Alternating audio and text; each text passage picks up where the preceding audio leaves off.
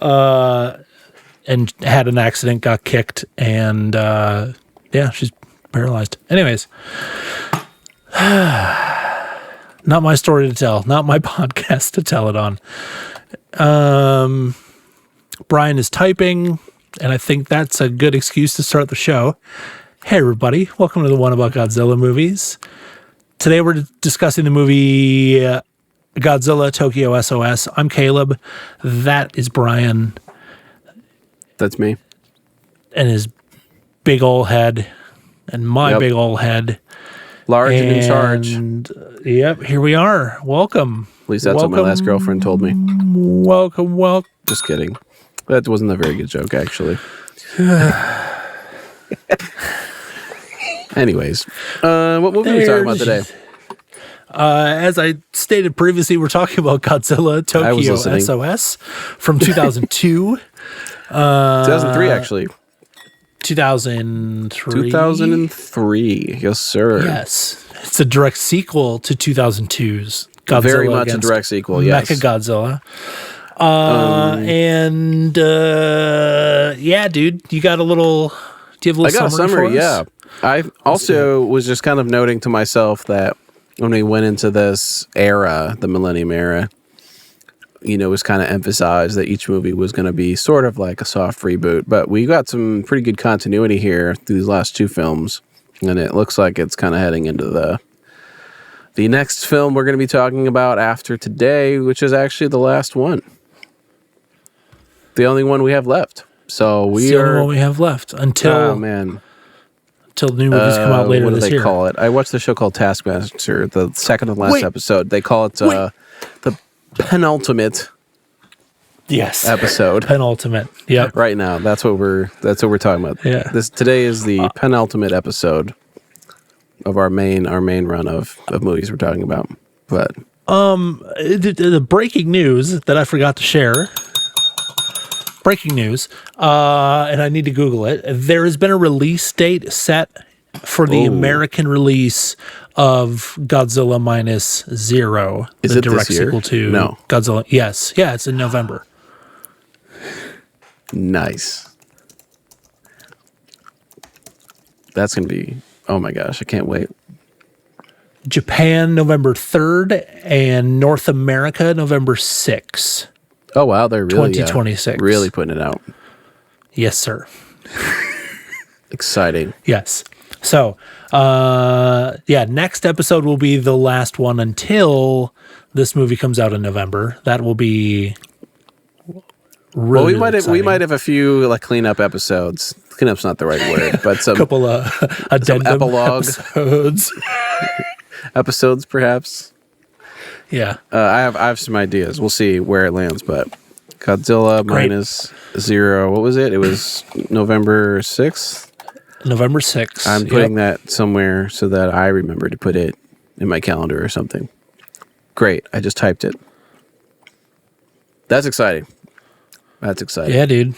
Yes. So we haven't discussed it yet, but there will be new Godzilla movies coming out. So as far as I'm concerned, this podcast can always come back. Oh, yeah. And we plan to come there's back. other kaiju we could get into, depending on what we're in the mood for. So yeah, we'll figure it out. I would love to watch the Gamera movies, but we're going to need to get my friend Nisa in on it as well. And I will make that happen. Okay. Or bully her until it happens. And okay, so Godzilla Tokyo S.O.S. Yeah. Tokyo S.O.S. 2003, baby. We pick up a year. Oh, you were going to do did you do an overview yet? You were going to do an overview. One here. I interjected with my breaking news. So this is a direct sequel to Godzilla Against Mechagodzilla, our last episode. In this movie, Godzilla returns and attacks Japan while the Shobijin, that's the Mothra twins, they show up and they warn that using the bones of the original 1954 Godzilla in Kiryu has angered nature. Sort of their argument. Mothra emerges to fight Godzilla, but is killed, and her twin larvae continue battling alongside Kiryu. During the final confrontation, the larvae are able to immobilize Godzilla by wrapping him in silk, and Kiryu, that is Mechagodzilla, then carries the cocoon Godzilla out to sea and shuts down underwater. That's basically what happens. So, Yeah. loved the last movie. I didn't have as much love for this one. Let's get into it. Let's get into it. Bazinga. Brian, why did you say bazinga? That wasn't an edit just there. Should we get into it? I'd like to get into it. Okay, let's get into it. What if we just ASMR this whole episode? What if we finished the last movie and then started over, same order, just re-recording every episode, but instead it's ASMR? We could double our episodes without actually doing anything Godzilla, new. 1954, ASMR edition. It's in black and white. And then when we get to the end again, we do mukbang edition, where we have to be eating ramen while we talk about the food. Your voice just short-circuited. Do you not know about mukbang? I can't place the term at this precise moment. It's essentially, mukbang is you filming yourself eating a large amount of food, and often the ASMR qualities are part of it. It's like, yeah. Is there a term for the ones where they just have long nails and they're tapping on the mic? Yeah, that's called I run across aesthetic. that in YouTube Shorts live, just scrolling through. It's like someone's just live, just doing that. And I'm like, wow, that's all right. Yeah, Doing my daughter likes to watch videos of like people doing Play-Doh and stuff, and they do the same thing. They like show the can and click with their nails. It's just like, where even are we? We are so many stacks deep in the note here. So we're going to talk about this movie. And dude, speaking of that, I was like talking about our vacation. We're doing it. I don't even care. We don't have a whole lot to say about this movie, so you're in for it on this one. I was talking to my therapist about vacation on Friday and explaining the small argument that Sam and I had about how to pack the newly acquired larger suitcase for all of the merch that we'd bought. And my therapist goes, whoa, hang on. Do you remember in our very first session when you were just kind of like telling me about yourself and I stopped you and I said, so you have ADHD, right? And you told me, well, I've never been diagnosed. And we just said we were going to like move forward with you probably having ADHD. She goes, you just solidly slid yourself all the way down the spectrum to autism with that whole description right there of your packing struggles. Wow. So she's a doctor. Superpowers. That's not an official diagnosis, but I have superpowers. But anyways, do you have a cape? don't need it. I'm feeding into this. All right. I don't need a cape. That's You watched this last night, right? yes, sir. Yeah, I watched it like 2 hours ago, so it's fresh. Nice. But I don't have a lot of notes Nice. either. So let's get into it. Yeah. I mean, it's a direct sequel. Unsurprisingly, eventually Godzilla reemerges because he was left in the ocean. But the vibe of this movie seemed to very much be like, let's be ready because we didn't really finish in the last one, and it's just on pause. So the same thing will happen again. That's actually kind of what this movie is. The same thing happens again, with the difference being now Mothra's here. So I have a question. The difference being we have like Mothra is here and we have Japanese Joe Biden just like shuffling around. True. Title. This Mothra, is it canonically from those Mothra movies that we watched on Patreon? I think they're just on Patreon, right? I forget what we did. Yes. Yeah. They're not out yet, but they will be. At this point, by the at this time moment this in is out, time- they will be out. Yeah. At this moment in time, they have not yet been released, but they will be. But yes. And the plan is So- for them to be just on Patreon, I believe. Mm-hmm. This trilogy of Mothra movies. But this Mothra, my question is it from those movies? Or just a whole Yes. new thing? Okay. No. Same Mothra. Okay. We do have an and island location in this the- film that didn't look like a familiar name to me from anything previous. Yeah, the interesting seems thing about random. this is that like this movie seems like it's trying to be a sequel to the last one, but it's also trying to be a sequel to Godzilla versus Mothra from 40 years earlier, right? And so we Yes. get freaking Kujo, Shinichi, the old guy. It's Yoshido's uncle. Yeah. Like That was one of the he's things I wrote was down. Is he's like, from the original Godzilla vs. Mothra movie, and they keep and he doing was in all a these bunch flashbacks to of that. those movies. He was in at least 3 of those movies back in like the 60s. Mm-hmm. But then they retconned it. But then all of a sudden he's like flashbacking to a movie from the 60s. And I don't know, it just kind of broke for me. It doesn't make any sense. Yeah, yeah, and It didn't add anything. Yeah, and it's like they just kind of did I don't know. I read somewhere in my like getting notes ready for tonight that like Toho presented the director with 3 different scripts to choose from. And he said, And let's he didn't do like- all of them. No. He didn't like any of them, and he wrote a new one overnight that then they After eventually watching- accepted. After watching the last movie, possibly. Maybe. And he was like, oh, that's really cool. We should do that again. Except different, but kind of not really.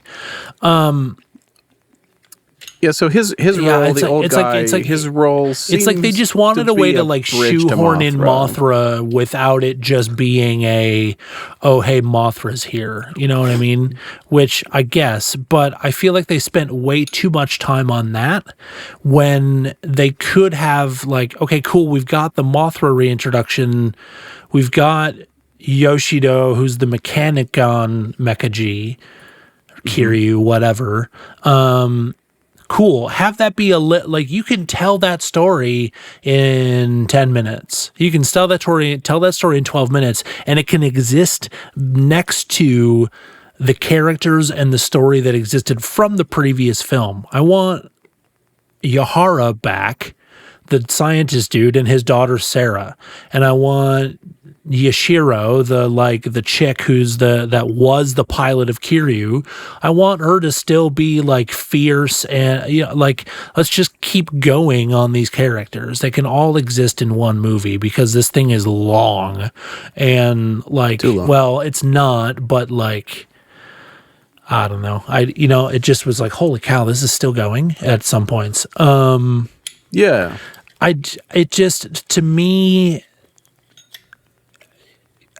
It's like it wants to be a sequel to Godzilla versus Godzilla X Mechagodzilla, and it also wants to be a sequel to Godzilla versus Mothra, and it fails to do either one.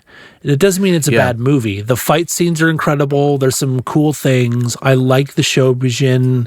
I like the little like Kamoeba thing, that little nod, whatever. But like, it's a bad sequel.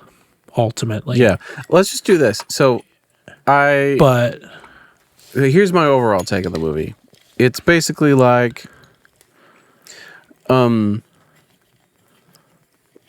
great moments from the last film of the fighting and some of the bullet points of like the checkpoints throughout the movie of eras of fighting and then failure and then fighting again, like those kinds of things. They basically took inspiration from all of those things and did them the same in this movie, but without all the good parts from the last movie. Like all the human elements, and storytelling and struggle, and none of that is here. It's just kind of like the fighting bits, and there's not much to hold it together. And of course, the addition of Mothra. That's basically what this whole movie is. It's a rehash of the last film without the good stuff, with the good human stuff. The fight choreography and stuff is still really good. Like there's good visuals, like there's good effects, there's good miniature work. Like a lot of the great visual through line from the last movie is the same in this movie.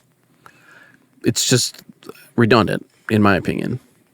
Mm-hmm. So that part doesn't degrade in quality. But yeah, there's like not really any story here to tell. Just kind of hodgepodge together. So my proposition is, let's just go through our bullet points of like things throughout the film. Mm-hmm. Like I listed some things that I thought were cool and some things I didn't like, other than everything I just said, and then we can move on. It's not that great. Yeah. This doesn't have to be a long one. It was only 90 minutes. Like if it was 2 hours, I'd be mad. Yeah, for sure. If it's only 90 minutes, I'm like, well, it was only 90 minutes of my life, and it was. Okay. It's 2 episodes of TV, right? Who cares? Yeah. For me, I guess one of the things that I really did enjoy was the, like, I wish they had done it a little bit better, but there was a step back from ultra military, like, Gundam style, this is a war, or like Evangelion style, like just like focus on the military aspect, and a little bit more of like mysticism, mystical kind of like woo things brought back in because of Mothra. Like that's just kind of the way it works. Like Mothra comes back and we get fairies and stuff like that. But I like that the guy wasn't just like, well, we're going to bring back this actor and we're going to bring back fairies, but like he used that term Shobijin, which translates to little beauties, and they only used it one other time, and it's in Godzilla versus Mothra. Or no, it's in Mothra. It's in the Mothra film. Twins. They use Shobijin for the original fairies, and it's the character Fukuda gives them that name, Shobijin. They call themselves fairies otherwise, but he gives them that name when they're like put on display or something. But then I like that they like they're Shobijin, but they gave them names as well. It's Hio and Mana. I don't know if you noticed that they like say that. They like say each other's names when the egg is hatching. And that's the only time that they're named, other than in the Rebirth trilogy. Yeah, they sing the song. Song.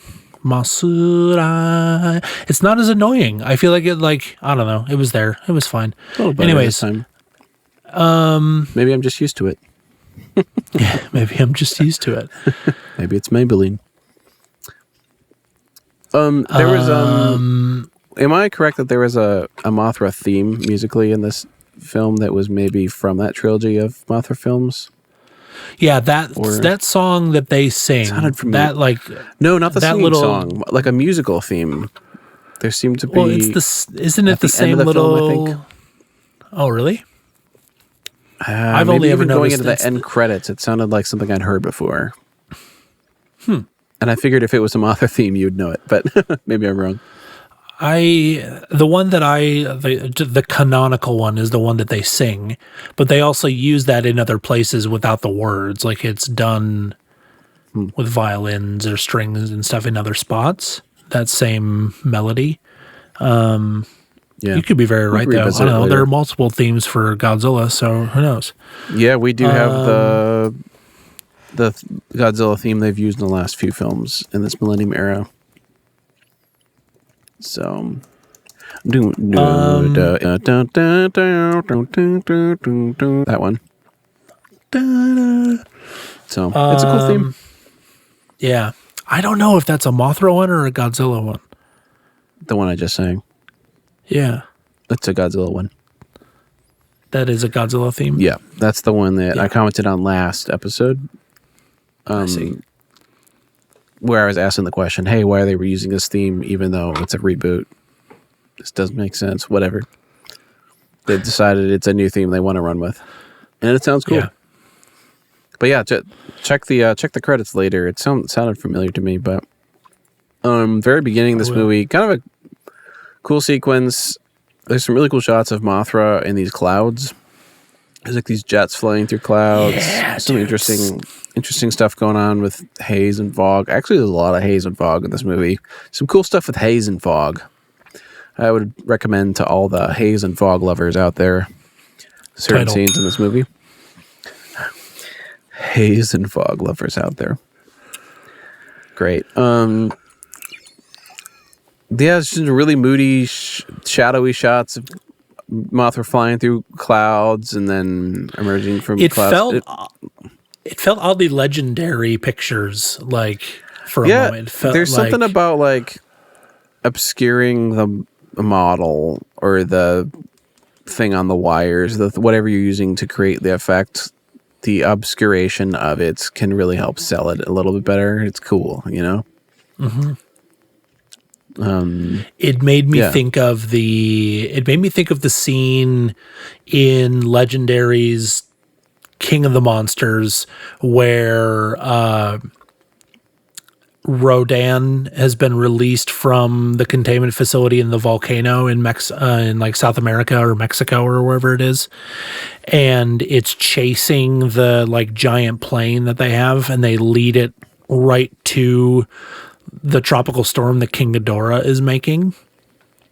And they're doing all of this, like running through the clouds and just like counting down like 10 meters, 5 meters, and the plane like nosedives, and then, but they're cutting through clouds. And then Rodan has this moment of like, oh shit, that's King Ghidorah. And it like pulls up wing, you know, like whole, like I need to stop right now. But it's the same, like just like moving clouds out of the way with their silhouette. Like such a cool look. So cool. Yeah.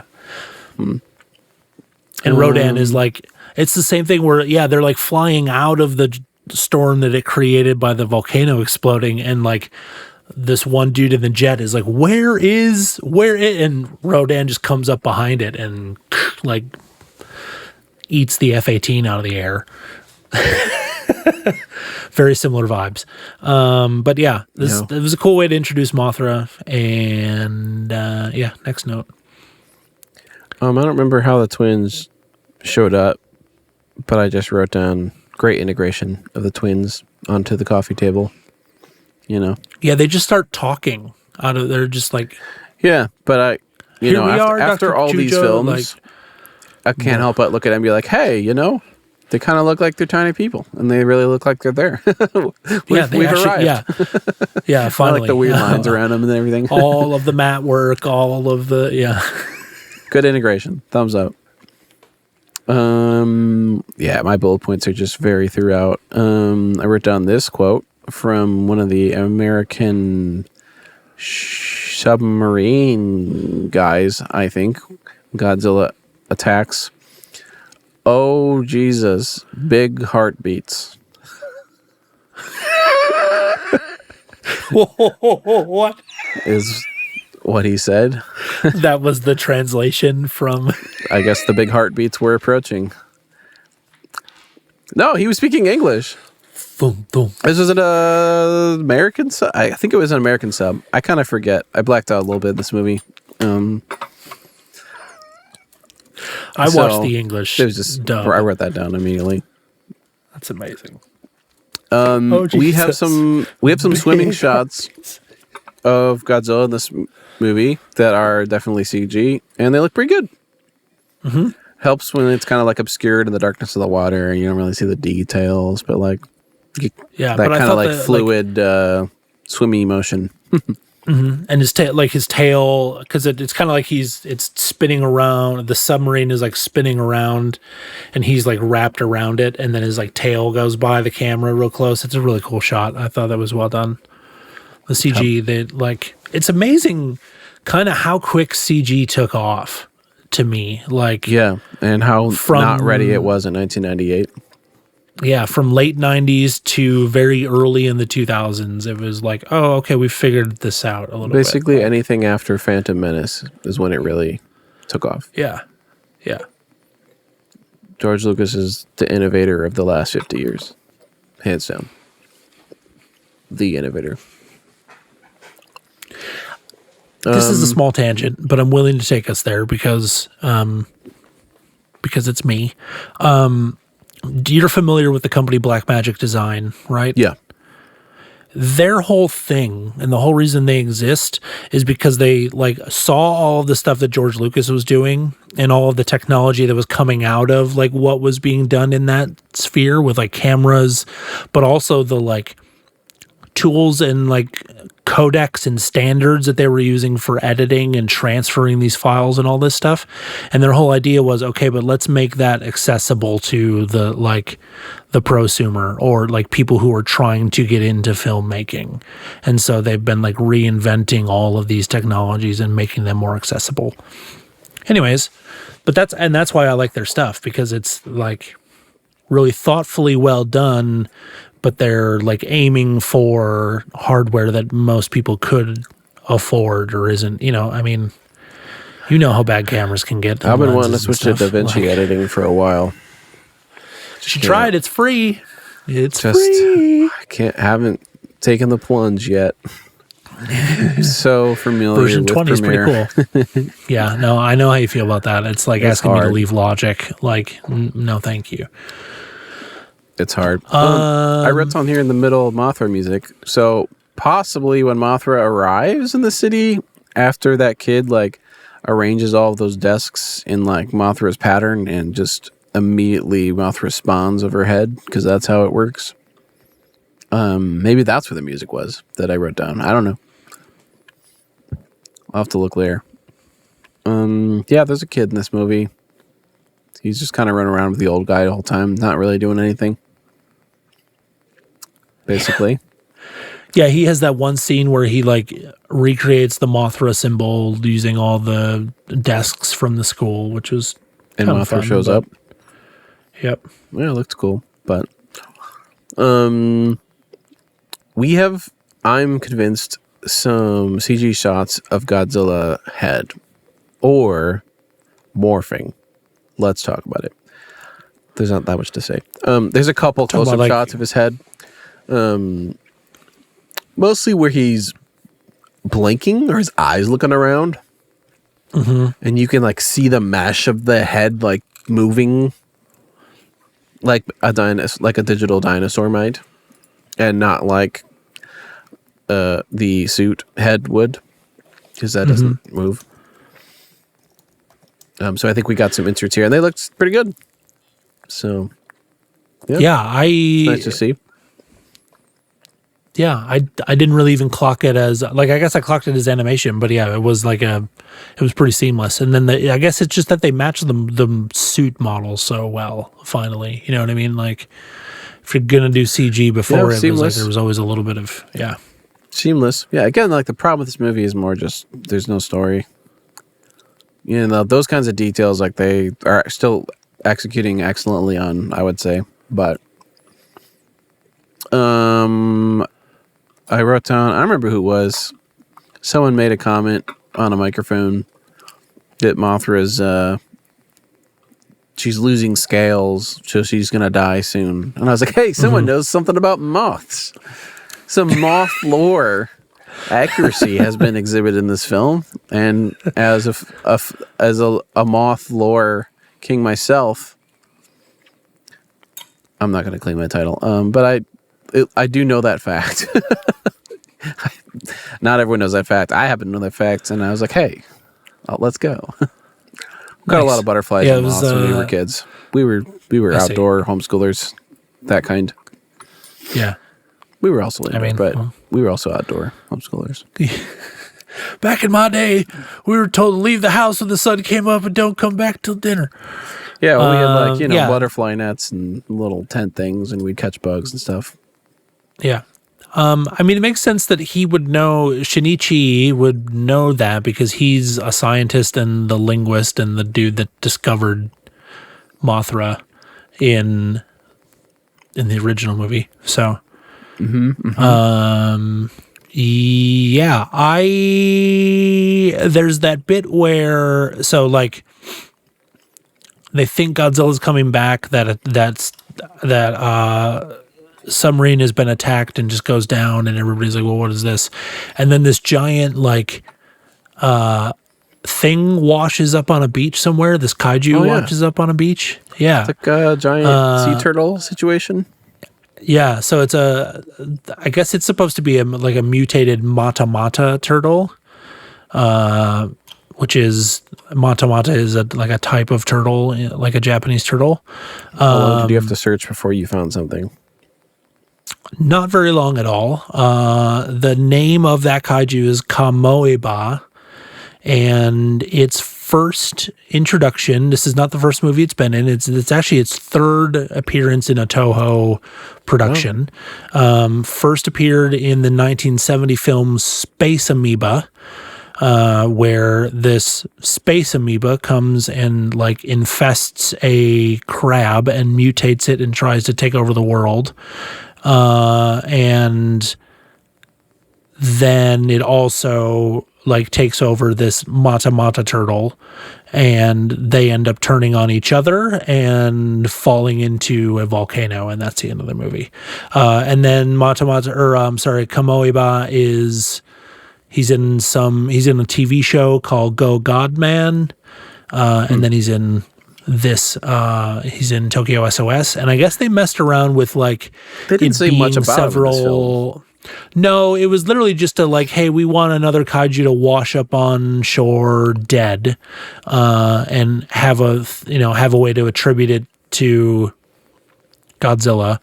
And they didn't want to introduce. I was reading a bunch of like really nerdy stuff about this before we started recording.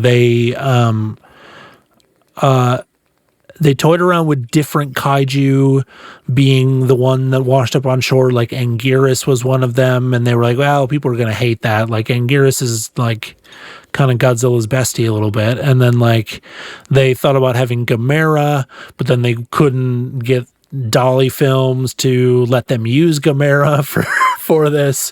And then they were going to like introduce a new kaiju, but then they were like, well, why would we introduce a new kaiju just for it to be dead? So why don't we just get this, this turtle, and he can just be a little Easter egg kind of thing, basically. Yeah. So, yeah. They did do that. True. Yeah.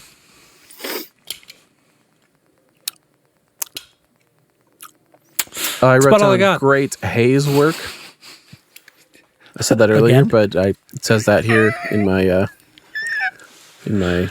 notes over here. I liked the Phoenix Mothra moment, aka the Grand Sacrifice. That was kind of a cool shot where Mothra leaps up to take on the blast from Godzilla to protect the larva, and immediately lights into flames. Kind of cool looking. Yeah. I have to say like you said, this movie took all of the best parts of the last movie, all of the like fighting and all of that. I really enjoyed the like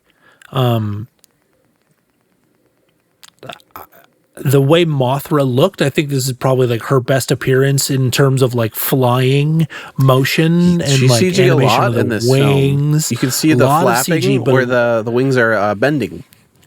Yeah, they're not stiff. They're like kind of bending. It's not just I think model, they're bending maybe a little too much, if you ask me. A little like overcompensating. No, it was like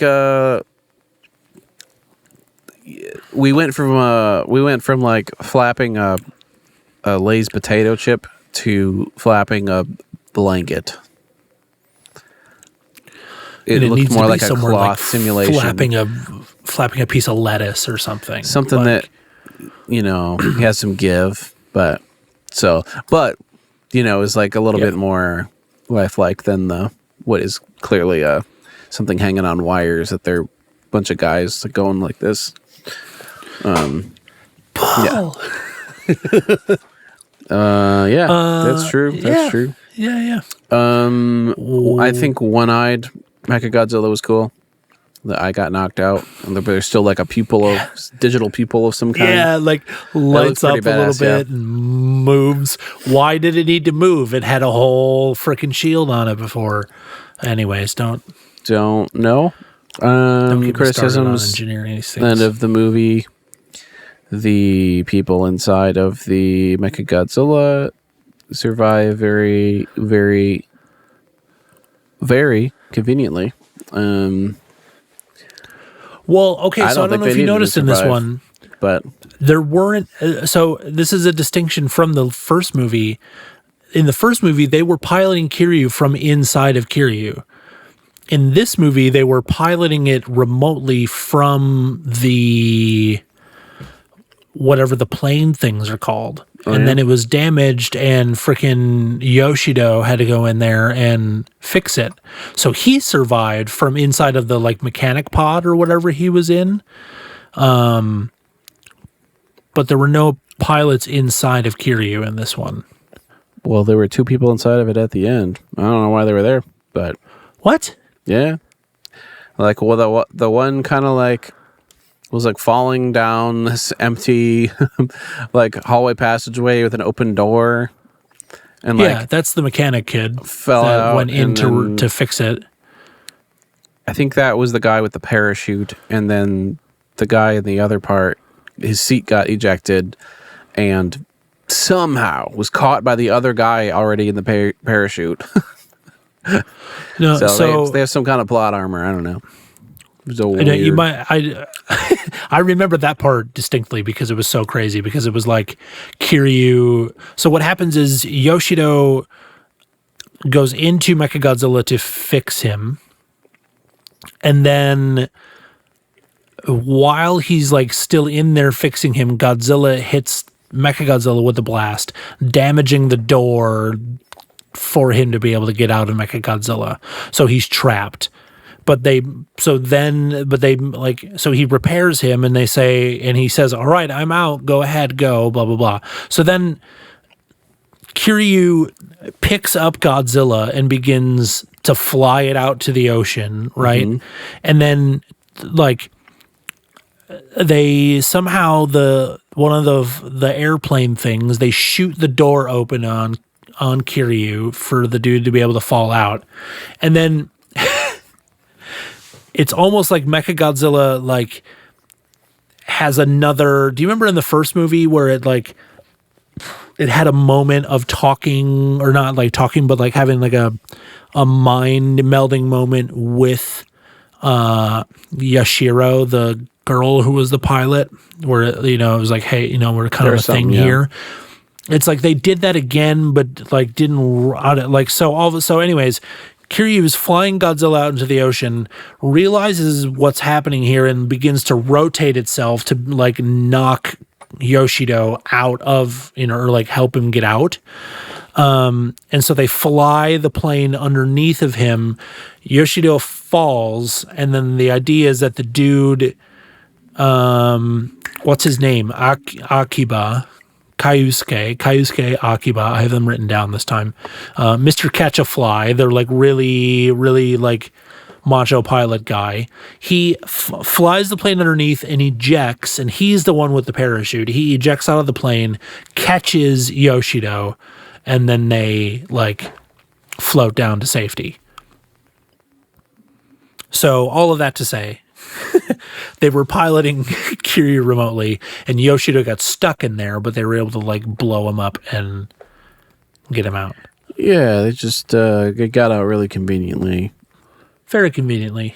Almost like they had plot armor. Like, and then there's the little like display QWERTY or like a thing just like rolling by on the screen, and it says like "Bye Yoshido" or whatever, like "Bye Chujo" or whatever on the like tech readout in Mechagodzilla before he lets go of the before he lets go. Total like early 2000s cheese, but we love it all the same. I thought it said on the screen, a note from the writers: we've stopped trying at this point. Depends on which version you were watching. If you watch the English dub, you got to pay close attention. Blink and you miss it. It's just one of those things. That's about and then there's the post-credit scene. That was pretty fun. That's true. Did you watch the post-credit scene? Yes. Because I grew up on Marvel Cinematic Universe, and that's who I am now. It's just you got to do it. It's not even the reason. The reason is that I'm always on Letterboxd reading people's thoughts. while the credits are scrolling, and usually the credits end while I'm still doing that. So Nice. yeah. Nice. But yeah, there was like it said something about like a DNA tank. Some kind of like project is going on. A tease. So apparently there are in some like book or something that was released about the making of this film, like one of those like coffee table behind the scenes books. There is a documentary about it. I saw. Is there really? Simply because I was typing in the name of the movie and two things were coming up, and one was like a documentary about making of the film. Interesting. Could be the source. Apparently they... What was I just going to talk about? Gosh darn it. What were we just talking the after about? the credit scene is what we were talking about. Oh, the after the credit scene. Yeah. So I don't really remember if that directly ties into the next film or not. So that'll be fun for me to figure out, because that's the first time I've seen that post-credit scene. I've never seen it before. Huh. But apparently there is a unused, unproduced, but like story. What? Not a script, but what's the movie word for story? I guess just story. There are storylines written of like, so they take all of that DNA and they start making mecha versions of more kaiju. And and make like 5 or 6 of them using that DNA project. Did that after the credit scene have anything to do with our next and final movie? That's what I'm saying. I have no idea, because I've never even seen that. Yeah, but you've seen the credit next scene movie before. Yeah, but it wasn't connecting in your head. And this next movie I have seen the least of. Okay. Of all of the Godzilla films. Final Wars, right. I feel like I know I've watched it at least twice, but I know Aaron and I both were just like, this is trash. So we'll see how I feel about it this next time. But I do not have fond memories of Final Wars. So interesting. Yeah, and I don't really. Yeah, I don't remember. I mean, I don't want to ruin anything, but I don't think it. I don't think it ties in. We'll find out. We'll see. Next episode. Next week. Same thing. Do you want to do trivia? Do you want to do scores? I'm going to be super honest with you. I just looked at trivia. There's like nothing there.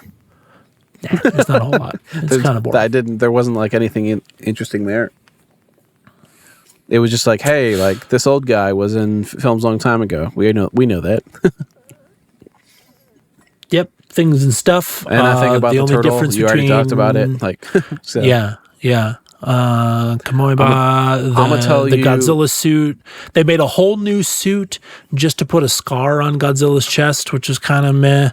Oh, dude, some of the new Mechagodzilla toys were actually pretty cool. The whole like spin the one hand into a dagger or like a sharp cut point into thing, his chest, and then just just stand there cool. and like spin it into his chest. That was so freaking. It was like cool. a drill. Just like drilling him in the chest, dude. It was so great.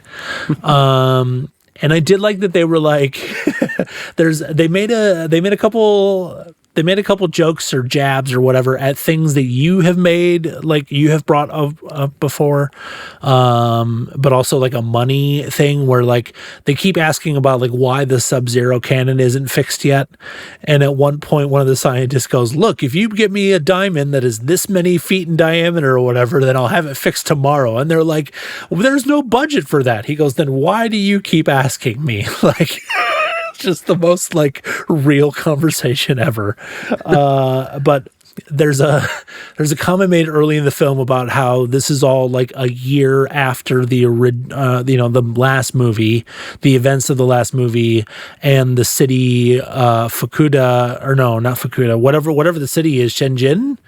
I can't remember. Whatever the city is that got destroyed in the last movie, somebody makes a comment about it. Like they haven't even really started rebuilding it yet. Like, yeah, that's real. And then they intentionally, they're like, well, let's try and lure Godzilla to this specific city from last time because we haven't rebuilt any of it yet. Like, I thought that was kind of funny. So That is pretty funny, Yeah. as far as things go that are funny. Yeah. So ratings, out of 10 or Ratings. out of 5? Ratings. I'm always looking at Letterboxd, so it's out of 5. Out of 5. I'm gonna Great. tell you what I think this movie is worth, and then when I rated it, I think it's worth a 3 out of 5. I think it is a 3 out of 5 movie. However, I gave it a bonus half star, bringing it to 3.5 out of 5 for consistent good effects work. Hey, that's fair. Because that aspect of the movie is just as good as the last movie, I would say. So, yeah, that redeemed Nice. parts of it for me. I still think overall it's a 3 out of 5 movie, but I gave it 3.5. Because of... Well, I'll tell you that the last time I watched this movie, I rated it 1.5 stars. Out of 10? Out of 10. No, out of 5. Out of 5. Yeah, I think it's one worth and a more half. than that. 1.5 out of 5. I think I'm going to bump it up to a 3 after all of the, after like actually watching through the entire series.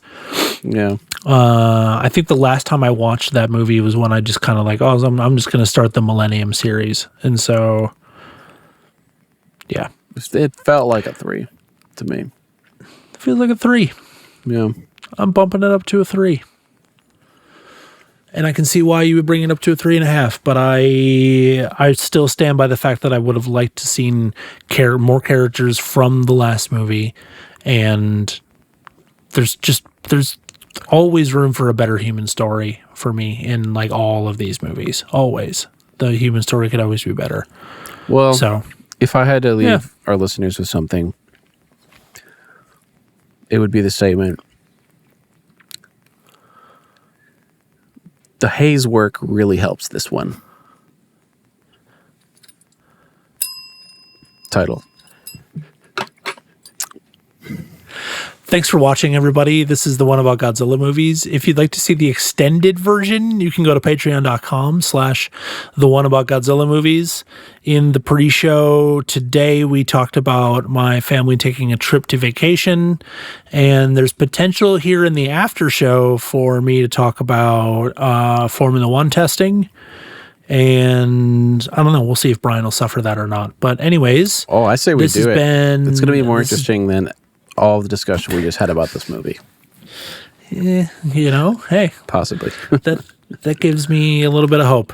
Anyways, thank you for watching, and we're gonna. I don't know. Do you have anything to say? I wanted to end this on a funny note, and here we are being all sincere and asking for money.